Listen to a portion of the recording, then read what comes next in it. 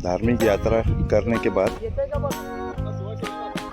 जो मन में एक्साइटमेंट बची थी, वो एक्साइटमेंट को इतना दबा के रखा था कि भाई कुछ मजा किया नहीं है तो अभी करेंगे क्या। आज कुछ तूफानी करते हैं, आज कुछ तूफानी करते हैं। तो बाबूलाल की सवारी मेरे हाथ में आ गई है और बाबूलालची आमची सवारीवर पोहोचवशील। ऊपर जो आबूलाल और साबूलाल बैठे हैं उनकी हवा टाइट हो गई है।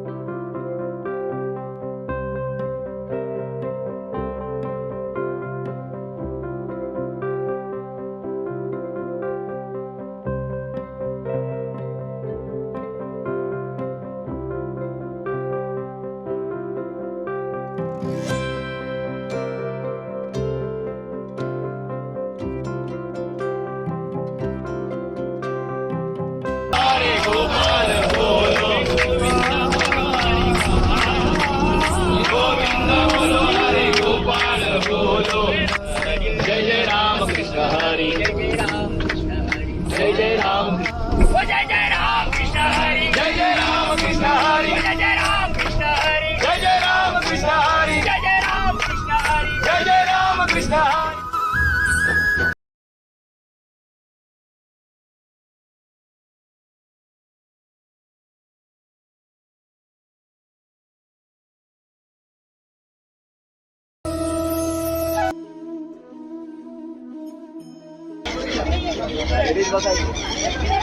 Good morning everyone.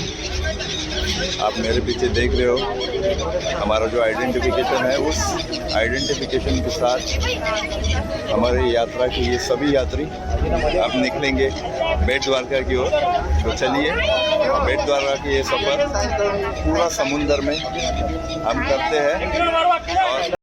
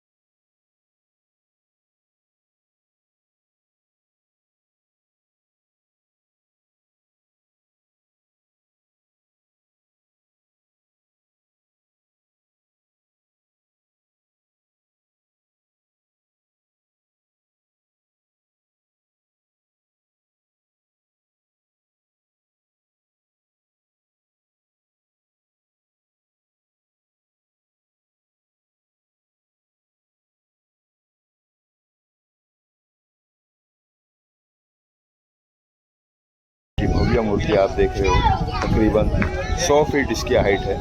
तो उसी के नीचे से डायरेक्टली आपके साथ वार्तालाप करते हुए मुझे बहुत ही अच्छा फील हो रहा है। तो यहाँ से नागेश्वर महादेव मंदिर के हम दर्शन लेते हैं।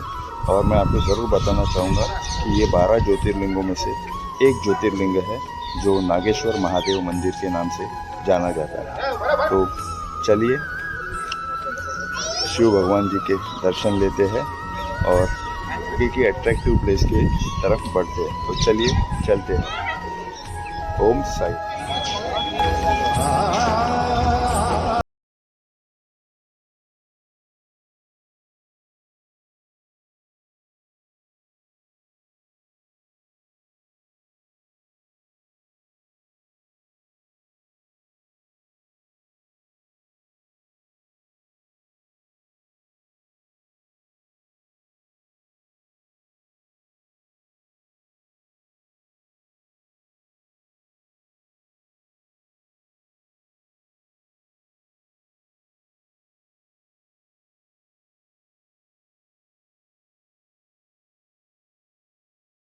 तो द्वारका में आने के बाद सबसे पहले आपको गुड इवनिंग।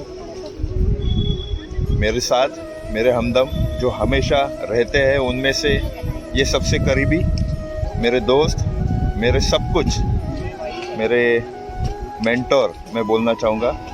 तो आज इस द्वारका नगरी में जिस सुदामा सेतु पे आके हम खड़े हैं, उस सुदामा सेतु के बारे में जो कुछ डिटेल नॉलेज है, जो कुछ इंफॉर्मेशन है, मैं आपसे शेयर करना चाहूँगा। और मेरे दोस्त, मेरे हमदम किरण जी आपको इस सुदामा सेतु के बारे में थोड़ी सी जानकारी देंगे। तो Kiran ji, please go ahead and please tell me about this Sudama Setu. जय श्री कृष्णा। जय श्री कृष्ण। हम लोग अभी द्वारकाधीश मंदिर द्वारका में है और ये समुंदर के तट पर बनी हुई द्वारका शहर, जो भगवान श्री कृष्ण की देवभूमि, ये उनका कर्म भूमि थी। और समुंदर के उस पार एक द्वारका बेट है जो उनका वास्तव्य का ठिकान था, जो हमने सुबह विजिट किया था। तो वहाँ पे एक ऐसी कथा है कि सुदामा जी जो भगवान श्री कृष्ण के करीबी दोस्त थे, उनकी वहाँ पे भेंट हुई थी। जैसा कि उसका पूरा विवरण हम लोगों ने सुबह सुना है, सचिन जी को भी पता है। जैसे कि आज मेरी और किरण जी की भेंट यहाँ पे हुई है। वैसे तो हम 3 दिन पहले ही मिले, बट आज की जो भेंट है वो सुदामा और कृष्ण की भेंट थी। वैसे ही आज हम मिले और आज आपके सामने ये नॉलेज हम शेयर कर रहे हैं। तो Kiran ji please go ahead. तो वो समुंदर के उस पार होने से तभी जो उन्होंने समुंदर पार करना है तो केवाड़ी या नैया से ही जाता था, वैसे उनकी भेंट हुई थी। सुदामा जी वहाँ पे गए थे, फिर उन्होंने जो अन्नदान वगैरह, जो पूरी कथा है वो अलग है। बट इस सेतु के बारे में ये भी समुंदर के साथ में ही, जब अगर समुंदर के पार उस तरफ जाना है तो सुदामा जी कैसे जा सकते थे, उनका एक प्रतीक बनाया गया है कि सुदामा सेतु के नाम पे उस तरफ सुदामा गए थे, इसीलिए ये सुदामा सेतु जो इस तट से थोड़ा आगे और जो एक छोटा बेट बना हुआ है उस तरफ जाता है, इसीलिए इस सेतु का नाम सुदामा सेतु गया। सच्ची में बहुत ही इम्पोर्टेंट जानकारी है ये। 2 दोस्तों के बीच में जो मिलन टूट गया था, उस मिलन को जोड़ने के लिए श्री कृष्ण भगवान ने सुदामा जी के लिए ये राह बनाई थी, उसको सेतु के नाम से जाना जाता है। और उसी सुदामा सेतु में आज किरण जी ने हमारे साथ बहुत ही अच्छी इन्फॉर्मेशन शेयर की। किरण जी, सच्ची में आप मेरे लिए मेरे कृष्ण भगवान हो, आप सीनियर हो। तो तू मेरे लिए सुदामा है फिर। Yes, always respect you. तो किरण जी से ये नॉलेज लेने के बाद एक्चुअली इनसे मुझे बहुत नॉलेज मिला है और यही नॉलेज लेके मैंने आपको भी ये नॉलेज शेयर किया है। तो इस नॉलेजेबल स्टोरी का मतलब जो भी इंफॉर्मेशन है इसका आपको, इसके बारे में आपको पता चला रहेगा। ये छोटी छोटी बातें किसी को पता नहीं रहती है, बट ये पता चलने के बाद एक्चुअली वो प्रैक्टिकली जगह वो विज़िट करने के बाद सारी बातों का जो अनुमान है वो जो इंफॉर्मेशन है वो हमको क्लियर हो जाती है और उस जगह पे आने के बाद वो फीलिंग्स हमें पता चलती है। तो चलो सुदामा सेतु देखते हैं।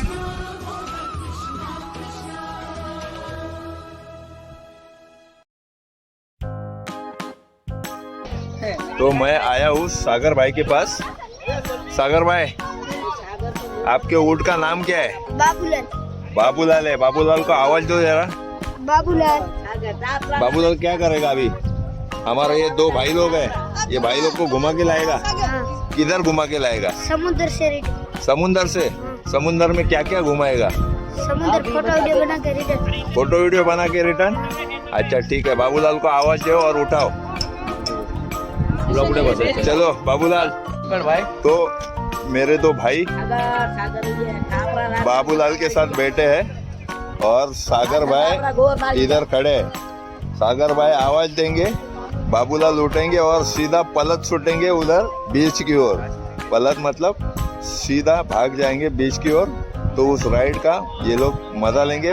बाबूलाल के साथ आबूलाल एंड साबूलाल दो बेटे हैं। तो चलो बाबूलाल का आवाज दे दो भाई। बाबूलाल उड़ गए हैं।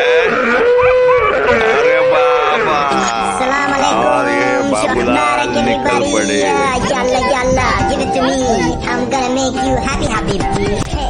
अब बाबूलाल की सवारी मेरे हाथ में आ गई है। अरे वो निकलेगा। अरे तू काय करतोय? तू खाली बघ. तो बाबूलाल की सवारी मेरे हाथ में आ गई है और बाबूलालची आमची सवारीवर पोहोचवशील. बाबूलाल मेरे साथ है और ऊपर जो आबूलाल और साबूलाल बैठे हैं उनकी हवा टाइट हो गई है क्योंकि बाबूलाल को मैं चला रहा हूँ।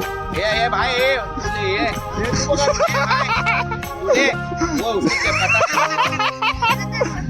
ये एंजॉय देखने लायक है। और ये बाबूलाल की पूरी कमांड मेरे हाथ में है और ऊपर रामलाल की हालत खराब हो गई है। तो बाबूलाल यहाँ पे मेरी फटी हुई है. बाबूलाल एकदम शांति में मेरे साथ ये। तो ये बाबूलाल को पूरा मैं इधर गाइड करता हुआ फर्स्ट टाइम ये करने में मुझे बहुत मजा आ रहा है।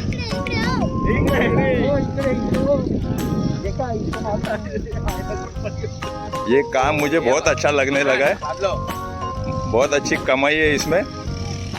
तो बाबूलाल को खींचता हुआ रामलाल और बाबूलाल के ऊपर बैठे हुए हमारे साबूलाल और दाबूलाल, हमारे सागर भाई बाबूलाल को भगा रहे हैं और ये ऊपर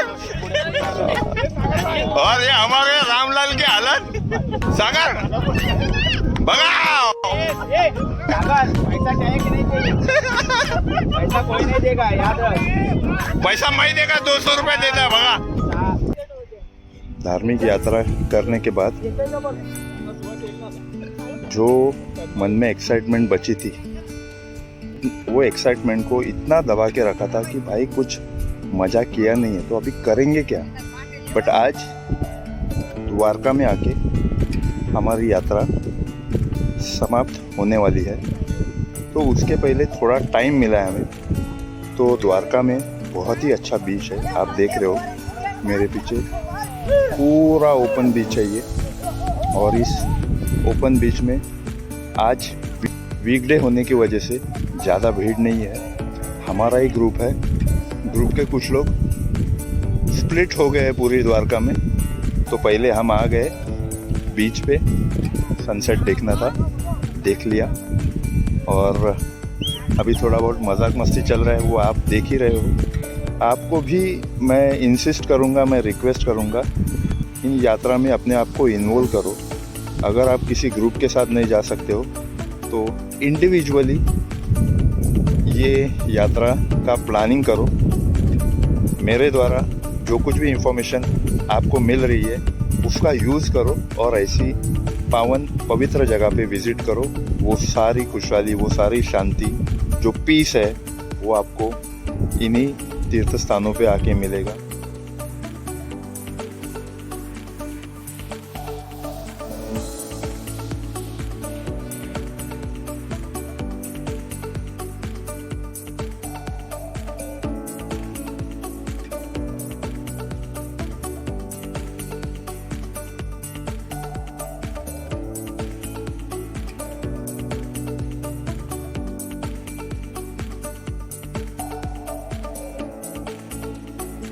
तो द्वारकाधीश जी के दर्शन करने के बाद अब आती है प्रसाद की बारी।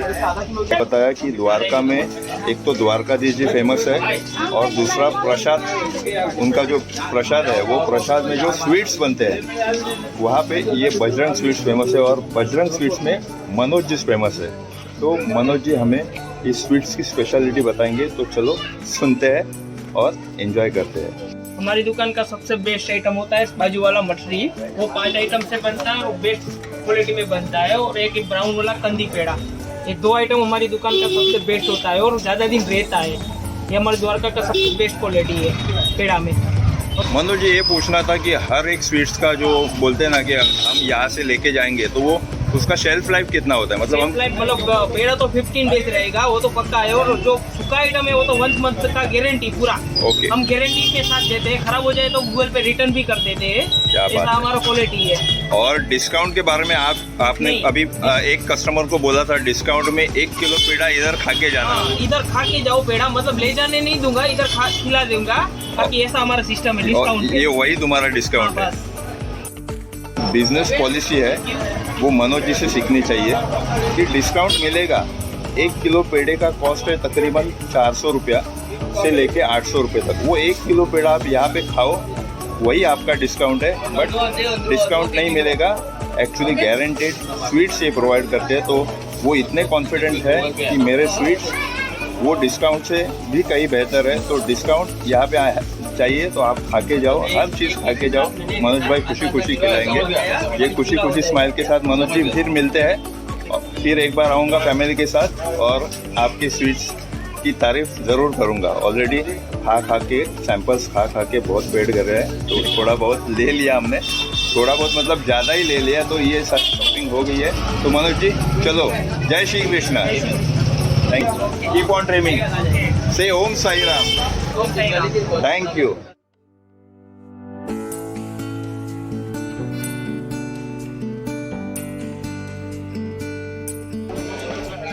तो इस तरह से 4 से 5 दिन हमने जो स्पिरिचुअल यात्रा की वो बहुत ही डेडिकेशन और डिसिप्लिन में कंप्लीट हो गई। और इस पवित्र तीर्थ स्थानों के दर्शन लेने के बाद हम सब अपने अपने घर पे हंसी खुशी जाएंगे। तो आज का ये स्पिरिचुअल यात्रा का सफ़र इधर ही ख़त्म होता है और मेरे ब्लॉग को भी मैं इधर ही ख़त्म करता हूँ। फिर मिलेंगे नए ब्लॉग में। Till then keep watching, keep loving and always Keep on dreaming. Om Sai Ram.